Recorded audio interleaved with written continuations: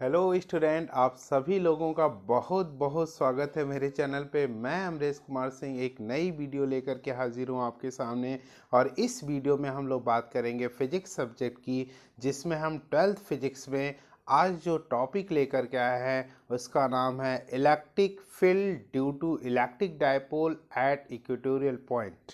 ये बहुत ही इम्पोर्टेंट टॉपिक है स्टूडेंट, इसको आप ज़रूर तैयार करके एग्ज़ाम में जाएं। इससे क्वेश्चंस एग्ज़ाम में पूछे जाते हैं। एकेडमिक के बच्चे भी और कॉम्पिटिटिव एग्ज़ाम की जो प्रिपरेशन कर रहे हैं बच्चे, वो भी ज़रूर इसको तैयार करके एग्ज़ाम में जाएं। तो चलिए शुरू करते हैं इस वीडियो को। चलिए स्टूडेंट, तो टॉपिक है हम लोगों का electric field due to electric dipole at equatorial point. इसमें हाँ, हमारे चैनल पे आपको पूरा नोट्स मिलेगा। तो जो बच्चे बोर्ड एग्ज़ाम की प्रिपरेशन कर रहे हैं उनके लिए यहाँ पे नोट्स पूरा देंगे हम, तो आप तैयार कर सकते हैं, नोट्स बना सकते हैं। तो चलिए देखते हैं। तो यहाँ पे आपके एग्ज़ाम में पूछा जाएगा electric field derive electric field due to electric dipole at equatorial point. तो आप यही डेरिवेशन देने वाले हैं। आर आपका न्यूमेरिकली दे सकता है to prove that E vector equal to electric field E vector है -1/4πε0 पी वेक्टर। पी यहाँ पे इलेक्ट्रिक डायपोल मोमेंट है, तो यहाँ P vector upon R square plus A square की पावर 3/2 कह सकता है। या यहाँ पे कह सकता है student, if R is greater so greater than prove that this E vector equal to -1/4πε0 P vector upon R cube. Okay student, तो चलिए इसको प्रूव करते हैं। प्रूव करने के लिए मैंने कुछ कंडीशंस यहाँ पे लिखी है, कुछ डिस्क्रिप्शंस मैंने लिखा है यहाँ पे, इसको देख लेते हैं फिर आते हैं। हमने यहाँ पे लिखा हुआ है let us consider as shown in figure. ये फिगर है, ये इलेक्ट्रिक डायपोल ए बी है, और इस electric dipole we have to find electric field at its equatorial point, at it equatorial points P ना। हमने एक इलेक्ट्रिक डायपोल सपोज किया ना, और इसके इक्वेटोरियल पॉइंट पे हमें क्या करना है, पी पे इलेक्ट्रिक फील्ड फाइंड करना है। ठीक है, कैसे फाइंड करेंगे स्टूडेंट? तो हम यहाँ पे जैसे एक्सेल केस हम अप्लाई किए थे स्टूडेंट, ठीक उसी तरह से -q के कारण इस पी पे इलेक्ट्रिक फील्ड फाइंड करेंगे, फिर +q के कारण यहाँ पे इलेक्ट्रिक फील्ड फाइंड करेंगे, और फिर यहाँ पे रिजल्टेंट इलेक्ट्रिक फील्ड फाइंड करेंगे, और वो हमारा जो है फाइनल इलेक्ट्रिक फील्ड होगा। तो चलिए देखते हैं, इसको आगे बढ़ाते हैं। यहाँ पे देखिए student, electric field at P due to -q, ये -q पी पे इलेक्ट्रिक फील्ड प्रोड्यूस करेगा, -q पी पे इलेक्ट्रिक फील्ड प्रोड्यूस करेगा ना। तो -q होने के नाते एक पॉइंट चार्ज किसी पॉइंट पे कितना इलेक्ट्रिक फील्ड प्रोड्यूस करता है, इस फार्मूले से हम देंगे। कैसे ये फार्मूला हमने लिया, इसमें होता है ध्यान दीजिएगा, इसमें होता है E इक्वल टू 1/4πε0 और Q अपॉन आर स्क्वायर होता है, या एक्स स्क्वायर, हम थोड़ी देर के लिए इसको मान लेते हैं एक्स स्क्वायर। तो यहाँ पे देखिए E तो हमने लिया है -q के कारण है, क्लियर है। 1/4πε0 Q जो है -q है, तो इसका मैग्नीट्यूड हम लेते हैं, minus is responsible for the directions deciding of electric field. Electric field के डायरेक्शन को डिसाइड करने के लिए माइनस रिस्पॉन्सिबल होता है, तो माइनस यहाँ पे इस डायरेक्शन को डिसाइड करने के लिए होगा। यहाँ पे बात है Q, मैग्नीट्यूड Q है, एक्स स्क्वायर की वैल्यू यहाँ ये कैसे आए स्टूडेंट, यहाँ पे जो O से R डिस्टेंस ये है, ये A है, ये 90 डिग्री है स्टूडेंट। तो ये वाली जो डिस्टेंस होगी पाइथागोरस थ्योरम से क्या हो जाएगी स्टूडेंट, और ये हो जाएगी R square plus A square की होल पावर 1/2। कितनी होल पावर होगी स्टूडेंट, 1/2 होगी। क्लियर है, 1/2 होगी, या इसको रूट में हम लिख सकते हैं, तो ये हो जाएगी रूट में ये। क्लियर स्टूडेंट, तो इसका स्क्वायर जब करेंगे, ये डिस्टेंस है -q के कारण, अगर हमें p पे निकालना है स्टूडेंट, तो यहाँ पे -q के कारण इसके बीच की डिस्टेंस हम लेते हैं, तो डिस्टेंस का स्क्वायर करेंगे, इस रूट का स्क्वायर करेंगे, तो यही होगा स्टूडेंट। क्लियर है, इसमें डिस्टेंस का स्क्वायर करके रखना है, और x की वैल्यू यहाँ पे ये स्क्वायर करेंगे तो बस रूट हट जाएगा। क्लियर है स्टूडेंट, तो यहाँ पे इलेक्ट्रिक फील्ड ये हो जाएगी आपकी। और ये अलोंग माइनस क्या कहेगा, माइनस कहेगा कि ये इलेक्ट्रिक फील्ड इधर आएगी, ये इलेक्ट्रिक फील्ड इधर किधर आएगी भाई, इधर आएगी। थोड़ी देर के लिए हम इसको मिटा देते हैं स्टूडेंट, क्योंकि यहाँ पे इलेक्ट्रिक फील्ड को डिसाइड करने के लिए जो है यहाँ पे मिटा देंगे इसको, तो ये हो जाएगा आपका E माइनस क्यू की डायरेक्शन, E माइनस क्यू की डायरेक्शन आपकी ये हो जाएगी। क्लियर है? चलिए ये P से B की तरफ, P से B की तरफ, तो ये समझ में आ गया स्टूडेंट आपको।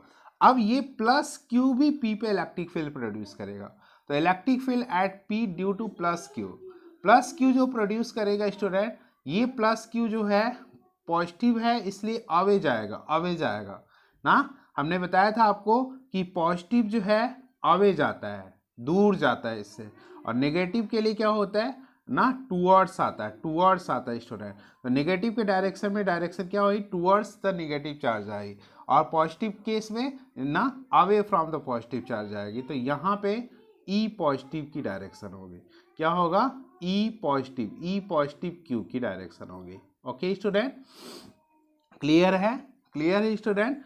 चलिए तो यहाँ पे हम उम्मीद है आपको क्लियर होगा। यहाँ पे अब इसका मैग्नीट्यूड देख लेते हैं कि इसका मैग्नीट्यूड क्या होगा। तो ध्यान दीजिए, E positive 1/4πε0 Q upon R square होता है, तो यहाँ पे भी वही कंडीशन होगी, आर है, ए है, तो ये जो डिस्टेंस है स्टूडेंट वो R square plus A square होगी, और इसका स्क्वायर करेंगे तो रूट हट जाएगा। क्लियर है? वही डिस्टेंस ये भी होगी, वही डिस्टेंस ये भी होगी, अर्थात यहाँ पे अगर आप देखेंगे तो मैग्नीट्यूड में ये दोनों बराबर होंगे, क्योंकि यहाँ पे चार्ज का मैग्नीट्यूड सेम है। किस पे डिपेंड कर रहा है, चार्ज पे डिपेंड कर रहा है और डिस्टेंस पे डिपेंड कर रहा है। चार्ज पे डिपेंड कर रहा है, डिस्टेंस पे डिपेंड कर रहा है, ये तो कॉमन है, दोनों में कॉमन है। तो इन दोनों का मैग्नीट्यूड सेम है, बस डायरेक्शन अलग अलग है। डायरेक्शन क्या है, अलग अलग है। तो अगर ऐसी कंडीशन होगी स्टूडेंट, तो इसका रिजल्टेंट इसके ठीक बीचों बीच जाएगा। क्या करेगा स्टूडेंट, ठीक बीचों बीच इसके जाएगा ना बच्चों, क्लियर है? इसके ठीक बीचों बीच इसका रिजल्टेंट जाएगा। क्लियर है? ये दोनों बराबर होने पे ना इसका रिजल्टेंट इसके ठीक बीच से जाएगा। अगर ये एंगल थीटा है स्टूडेंट, तो ये एंगल भी थीटा ही होगा, सेम एंगल। क्यों? मैंने बताया कि ये कंपोनेंट सेम अगर हैं तो उनका रिजल्टेंट उनके ठीक बीच से होकर के जाता है। अब हम रिजल्टेंट इलेक्ट्रिक फील्ड यहाँ पे फाइंड करेंगे। उम्मीद है आपको समझ में आ रहा होगा यहाँ पे। तो हम फाइंड करेंगे therefore resultant electric field at P due to dipole ना by principle of superposition, using principle of superposition लगाए बच्चों, principle of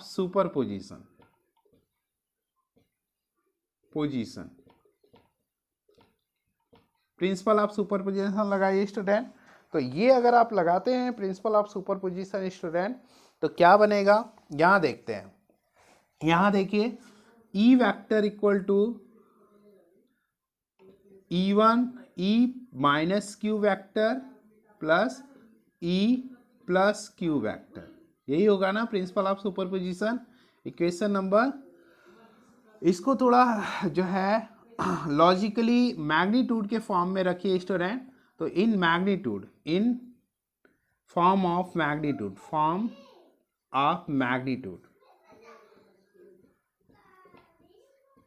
magnitude E equal to क्या हो जाएगा स्टूडेंट, E इक्वल टू इसका कौन सा कंपोनेंट है, दो कॉस कंपोनेंट है, तो E minus q cos theta, ठीक है स्टूडेंट, और प्लस इस डायरेक्शन में मैग्नीट्यूड आ रहा है तो ये E plus Q cos theta, इसका भी कॉस कंपोनेंट ले लेंगे, इसका कॉस कंपोनेंट इधर आएगा और इसका कॉस कंपोनेंट इधर जाएगा। तो दोनों का कॉस कंपोनेंट अगर ले लेंगे, जिसे हॉरिजॉन्टल कंपोनेंट भी हम कहते हैं, तो ये जा करके यहाँ पे आपको बताने लगेगा, ये फाइनल होगा। इक्वेशन नंबर 3 कर दीजिए, ठीक है स्टूडेंट।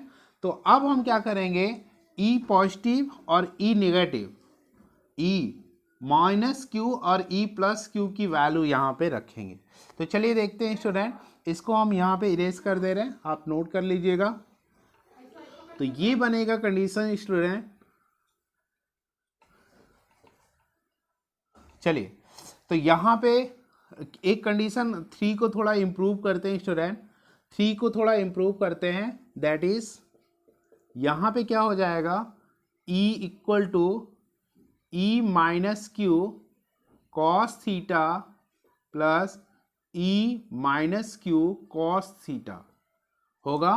क्यों होगा? क्योंकि यहाँ पे since E minus q in magnitude is equal to E plus q, मैंने कहा मैग्नीट्यूड में दोनों क्या हैं, इक्वल है। दोनों क्यों इक्वल हैं? क्योंकि यहाँ चार्ज सेम है और डिस्टेंस भी सेम है, इसलिए मैग्नीट्यूड में दोनों इक्वल है। तो यहाँ पे ये कंडीशन होगी, that is E equal to 2, अगर दोनों बराबर है तो 2e minus q cos theta plus q भी कह सकते हैं, ये प्लस क्यू कह दीजिए या माइनस क्यू।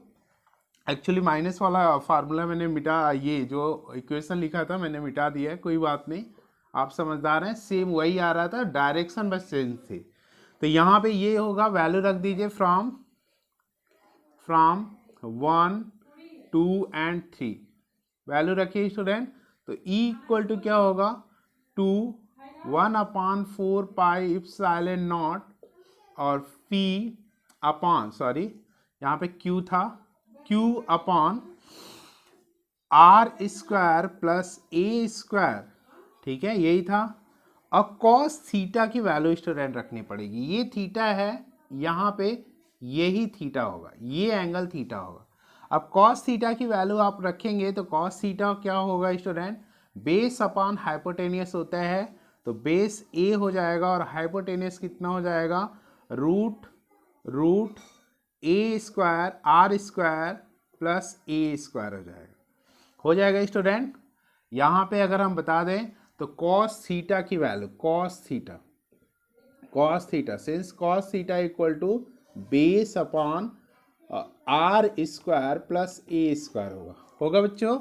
तो यहाँ पे हमने वैल्यू रखी, तो E इक्वल टू क्या होगा, इसको ऊपर करिए 1/4 पाई इप्सिलॉन नॉट, अर्थात इसको ऐसे लिख दीजिए Q into 2A upon R square plus A square की पावर, देखिए एक यहाँ है, एक यहाँ पावर है ना, और हाफ पावर ये है, दोनों ऐड हो गई, क्लियर है। ये रूट जो है हाफ पावर होती है, दोनों ऐड हो गई, या दूसरे तरीके से समझिए, इसको भी पावर के फॉर्म में रख दीजिए, R square plus A square की पावर 1/2 लिख सकते हैं। अब यहाँ पे हो जाएगा E equal to 1/4 pi epsilon naught, और ये क्या कहेंगे, P कहेंगे, इलेक्ट्रिक डाइपोल मोमेंट हो जाएगा, और नीचे पावर ऐड हो जाएगी आर स्क्वायर ए स्क्वायर की पावर 3/2 हो जाएगी। In magnitude this is a formula for electric field due to electric dipole at equatorial case. ये जो है मैग्नीट्यूड में हो जाएगा, वेक्टर फॉर्म में इसको ब्रेक कर दीजिए स्टूडेंट। वेक्टर फॉर्म में अगर ब्रेक करेंगे आप स्टूडेंट, तो आप देखेंगे यहाँ पे डाइपोल मोमेंट की डायरेक्शन किधर है, इधर डाइपोल मोमेंट की डायरेक्शन, इसको ओ को हम थोड़ी देर के लिए यहाँ लिख दे रहे हैं, तो ये डाइपोल मोमेंट की डायरेक्शन है। डाइपोल मोमेंट किधर लगता है, निगेटिव से पॉजिटिव की तरह, और इलेक्ट्रिक फील्ड किधर लग रहा है ना, ठीक उसके अपोजिट डायरेक्शन में लग रहा है, एंटी पैरेलल है दोनों, ई वेक्टर और पी वेक्टर दोनों जो है एंटी पैरेलल है। तो यहाँ पे वेक्टर फॉर्म हम देने जा रहे हैं स्टूडेंट, तो इसको यहाँ पे हम इरेज कर रहे हैं और यहाँ पे हम इसका वेक्टर फॉर्म देंगे।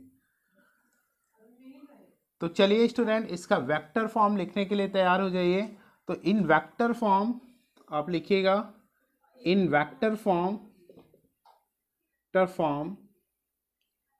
ये क्या हो जाएगा, E vector equal to minus हो जाएगा, एंटी पैरेलल है तो 1/4 पाई इप्सिलॉन नॉट, और ये क्या हो जाएगा, P vector upon R square plus A square की पावर 3/2, ठीक है। तो तो this is the formula which we have to prove, जिसको हमें प्रूव करना था वही ये फार्मूला आ गया। तो एक फार्मूला तो प्रूफ हो गया ना स्टूडेंट, प्रूव्ड। अब एक कंडीशन लगा दीजिए, if R is greater so greater A which implies that A square approximate equal to 0। अगर आर जो है बहुत ज़्यादा ए से बड़ा हो तो ए बहुत छोटा होगा, तो स्क्वायर करेंगे तो अप्रॉक्स इक्वल टू 0 हो जाएगा। मैथमेटिक्स में और फिजिक्स में ये कंसिडरेशन ली जाती है कि अगर बहुत ज़्यादा डिस्टेंस ले लें तो उसके कंपैरिजन में छोटी डिस्टेंसेस उसके कंपैरिजन में 0 ले लेते हैं, और स्क्वायर तो और भी छोटा हो जाएगा। ठीक है, तो ऐसी कंडीशन में ये वैल्यू यहाँ पे रख दीजिए।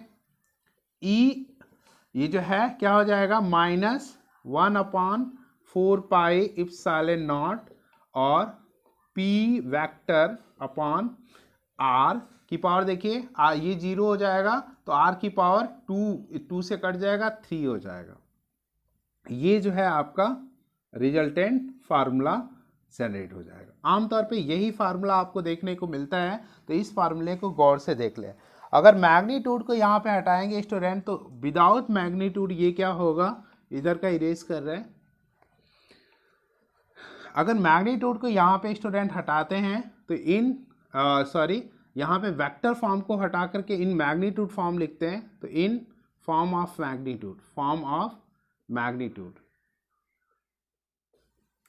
मैग्नीट्यूड क्या हो जाएगा student, E equal to minus तब नहीं रहेगा, 1/4 पाई इप्सिलॉन नॉट, और P अपॉन क्या होगा, R³ होगा। ठीक है स्टूडेंट, इस पे न्यूमेरिकल क्वेश्चन वगैरह देखिएगा। ठीक है, इस पे भी क्वेश्चन डायरेक्शंस वगैरह को ध्यान में रख के किया जाता है, ध्यान दीजिएगा। अब हम रिजल्ट पढ़ते हैं। Result from above it is clear that क्या क्लियर है भाई, number 1 E proportional to P है। ऐसी कंडीशन में अगर E और P के बीच ग्राफ प्लॉट करें स्टूडेंट, तो E y एक्सिस पे ले लीजिए, P को x एक्सिस पे, तो ये ग्राफ इस तरह से जाएगा। दूसरी कंडीशन है E anti inversely proportional to R³। अगर इसके बीच स्टूडेंट हम ग्राफ प्लॉट करना चाहें, E को y एक्सिस पे ले लें, R को x एक्सिस पे ले लें, तो ये ग्राफ कुछ इस तरह से मिलता है। तो क्या करते हैं स्टूडेंट, इस तरह से ये डेरिवेशंस आपका कंप्लीट होता है। और इसमें मैंने डायरेक्शंस ऑफ इलेक्ट्रिक फील्ड की बात करी, मैग्नीट्यूड ऑफ इलेक्ट्रिक फील्ड की बात करी, due to electric dipole at equatorial point हमने फिगर्स बना करके समझाने की कोशिश किया। उम्मीद है आपको समझ में आ गया होगा। In case of any problem you can comment in comment box, आप कमेंट कर सकते हैं। I will help you as I can, मैं आपकी बिल्कुल कोशिश करूंगा जितना मैं कर सकता हूं स्टूडेंट। तो इस वीडियो में बस इतना ही, आगे हम और वीडियो लेकर के आते रहेंगे, आपको लाभान्वित करने की कोशिश करते रहेंगे। तो अगर आपको वीडियो अच्छी लगी हो तो लाइक कर दीजिए, अपने दोस्तों में शेयर कर दीजिए, और चैनल पे नए हैं तो सब्सक्राइब कर दीजिए। इस वीडियो को देखने के लिए आपका बहुत बहुत धन्यवाद। आपका दिन शुभ हो, आपका रात्रि शुभ हो, आपका फ्यूचर शुभ हो, आपको आपके फ्यूचर की ढेर सारी शुभकामनाएं। जय हिंद।